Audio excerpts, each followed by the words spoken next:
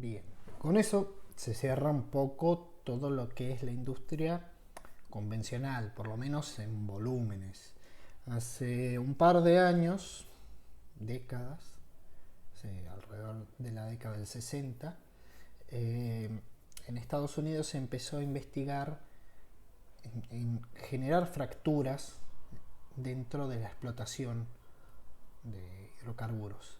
Agarrar el yacimiento que ya estaba y generar alguna fractura a través de presión hidráulica para mejorar los rendimientos. Entonces se empezó a innovar, a desarrollar la fractura hidráulica como una alternativa de estimulación a los yacimientos. Después vamos a ver que hay muchos de estos tipos de avances. Más allá de eso, de que se avanzó con la fractura dentro de un yacimiento convencional, en paralelo se fueron haciendo investigaciones de otro tipo de formaciones que no son las habituales, no son las convencionales en las que se explota el hidrocarburo.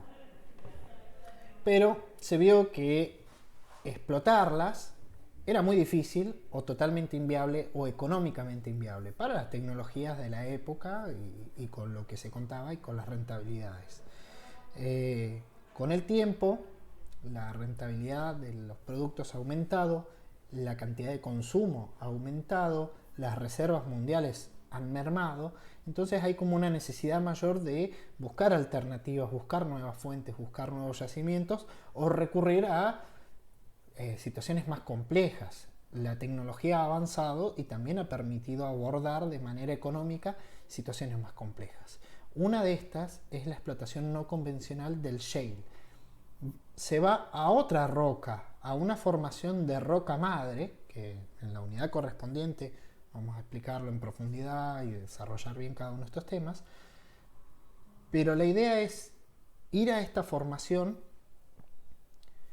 y explotarla de un método no convencional, con una fractura hidráulica. Ir a un lugar, a una formación de tipo shale, que es la forma que se llaman habitualmente o son las más comunes, que con los métodos convencionales no produciría hidrocarburo, y aplicarle una fractura hidráulica y alguna otra estimulación, que finalmente lo que hacen es que este lugar que de métodos convencionales no aportaría hidrocarburos, ahora sí los aporte. Por supuesto, esto es mucho más caro, pero en contrapartida los volúmenes son muy grandes. Es decir, que con mucha más complejidad tecnológica, con mucho más costo y más dificultades, se puede lograr obtener hidrocarburos desde otra fuente más compleja, pero a cambio de todas estas dificultades, que con el tiempo se han ido sorteando, se accede a unos volúmenes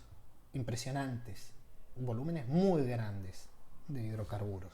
Esto en particular, ya se los adelanté, ha generado cierta revolución en la matriz energética de muchos países y ha cambiado las condiciones de base de muchos otros.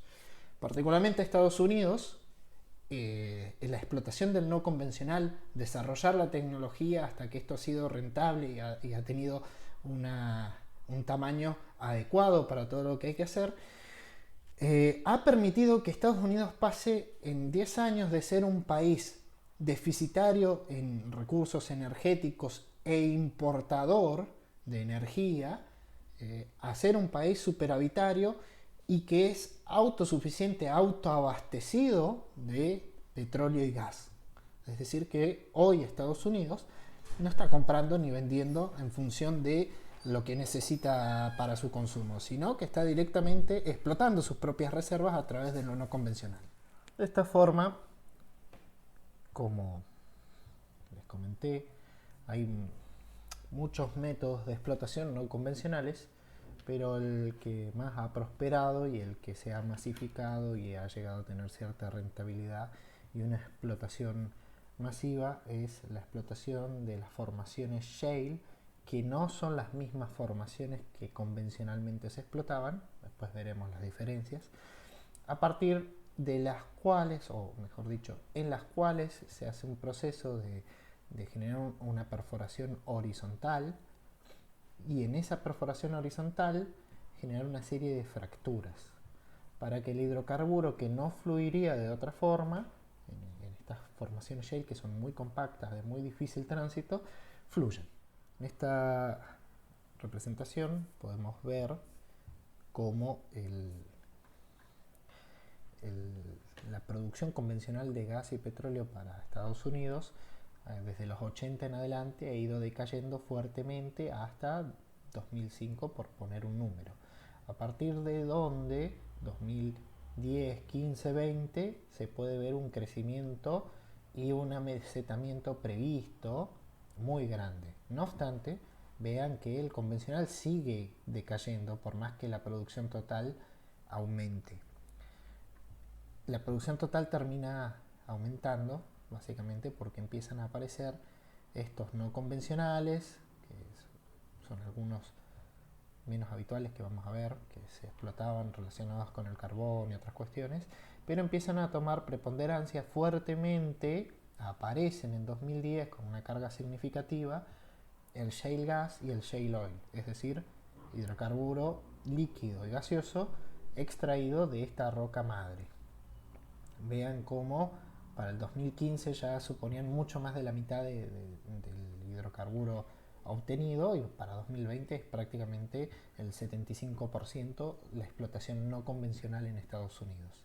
Es decir, esta explotación es la que ha generado la diferencia que les comentaba con anterioridad respecto de que Estados Unidos, desde un país que necesitaba importar energía, necesitaba importar hidrocarburos, a autoabastecerse. El shale, por lo tanto, ha creado un nuevo mapa energético porque estas reservas, les comenté que son muy grandes, se ha evaluado su potencial, no se explota masivamente como en Estados Unidos en todos lados, es algo que recién está tomando mucho vuelo ahora. De hecho, en Neuquén, en Argentina, la explotación es bastante masiva, pero no tiene la envergadura que tiene Estados Unidos, no se puede comparar el volumen. No obstante, en Neuquén ya es rentable y la producción es muy importante. Ahora, la nueva confección de este mapa mundial ha creado que algunos países cambien su ubicación, particularmente Argentina, al encontrar este yacimiento Vaca Muerta y algunas otras prospecciones que son viables o que se están evaluando. Hay una en el Golfo San Jorge. En general siempre hay una roca madre por debajo de donde hay reservorios petroleros convencionales. El tema es que, bueno, que se den todas las condiciones además para que esta roca madre tenga hidrocarburos. Las condiciones se dieron en la formación de Vaca Muerta, en varias formaciones además de no solo Vaca Muerta, sino 3 o 4 formaciones muy grandes y muy importantes, lo que ha creado que Argentina pasara de estar de esos modestos lugares de potencial pequeño a estar liderando la lista de los países con mayores reservas. En la cuestión petrolera, fíjense que estamos cuartos y en la gasífera segundos. Ha cambiado muchísimo el panorama del potencial de explotación de hidrocarburos no convencionales a partir de esto. O sea, Argentina ha pasado a tener un rol muy importante. Estos datos son de 2012, 13, 14. Por eso hubo por ahí si alguno lo recuerda, hubo un fuerte empuje y por ahí mucha polémica con Vaca Muerta y con la explotación, la llegada de Chevron alrededor de 2015 y demás. Por esto en 2015 era tecnología totalmente desconocida, o sea, se sabía que en Estados Unidos se explotaba, pero lo explotaban las empresas privadas. No es la forma de explotación, no es algo público. De hecho, la empresa lo mantiene en secreto por sus propias rentabilidades. De ese modo vinieron y con un convenio en conjunto con YPF han logrado llevar la explotación acá en Argentina adelante. Acá tenemos otras reservas que serían de gas y pueden ver cómo hay distintos países que tienen reservas muy grandes. Argentina, Brasil con una cantidad menor, pero vean, México, China, Australia, Sudáfrica tienen potenciales shale muy grandes, de mucho interés, que podrían ser explotaciones muy prósperas de acá a los próximos 10, 15, 20 años. Lo que sí, además de esto, el shale requiere intensivamente muchísimo más trabajo de perforación que el que requería la explotación convencional. Esto es bueno porque la cantidad de mano de obra empleada aumenta significativamente con este tipo de explotaciones. A continuación podemos ver un mapa similar, pero para los recursos líquidos. En principio, se evaluaron las reservas tanto de petróleo como de gas.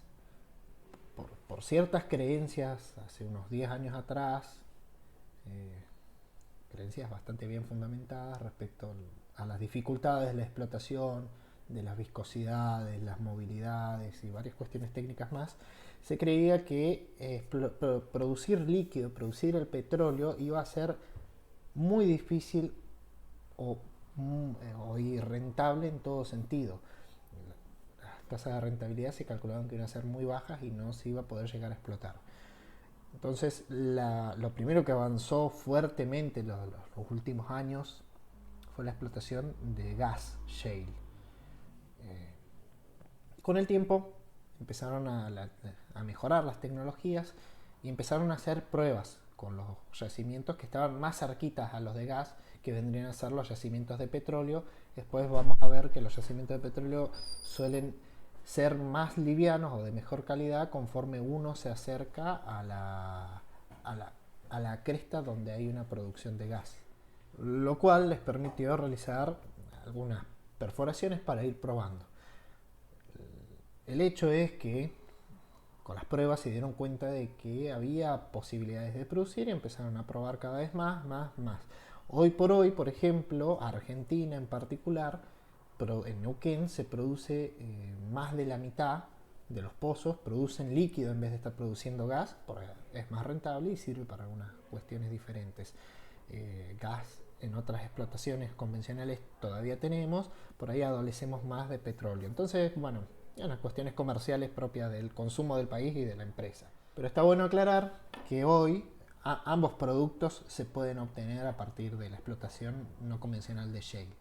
Notas de color sobre lo importante que fue en su momento que The Economist publicó una nota donde hablaba que Argentina tenía la segunda reserva de gas de esquistos o gas shale del mundo y que era suficiente para satisfacer los consumos del país por más de 150 años. En contrapartida, se estima aproximadamente que en 2018 Argentina se ahorró alrededor de casi 500 millones de dólares por gas que no se importó dada la producción de vaca muerta.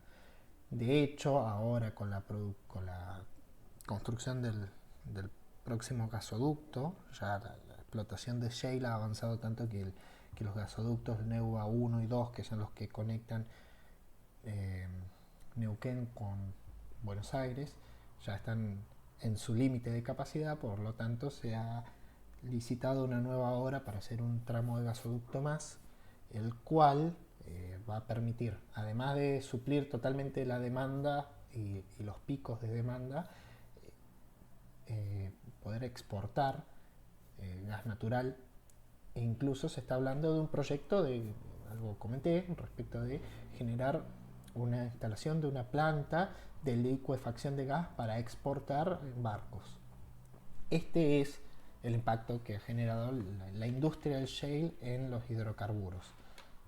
Es muy grande, ha revolucionado, ha cambiado totalmente el panorama de la industria. Acá se puede ver una explotación de Tecpetrol en Vaca Muerta, vendría a ser la base donde se organiza todo. Vean por ahí la envergadura, el tamaño de la base. Después hay pequeños plays chiquitos, así como este cuadradito, distribuidos por la zona, que vienen a ser los pozos donde se hace toda la maniobra y la fractura, y bueno, queda la cabeza de pozo para producir el hidrocarburo. Algunos comentarios más: las cuencas que se han testeado, con las que ya se sabe que hay formaciones viables para producir shale: Vaca Muerta, bueno, Las Lajas, Mulichinco y algunas más, Los Molles y unas cuestiones más, todo en Neuquén. Después la D129, que es la cuenca experimental, o sea, vendría a ser la formación experimental sobre la que se avanza acá en la cuenca del Golfo San Jorge, que se conoce que tiene shale. y se está evaluando, bueno, qué tan rentable, qué tan difícil, qué tan fácil será. Y CGC tiene una exploración en la cuenca austral, en la formación Inoceramus, donde han tenido buenos resultados, pero están arrancando con las pruebas sobre todo y con la investigación. Se imaginarán que una empresa de estas primero hace muchos ensayos, muchas pruebas, investiga mucho para tener la mejor información posible y hacer una prospección para ver si esta inversión va a ser rentable a los próximos 15, 20 años, que va a ser el tiempo que va a demorar en explotar de manera significativa esta formación.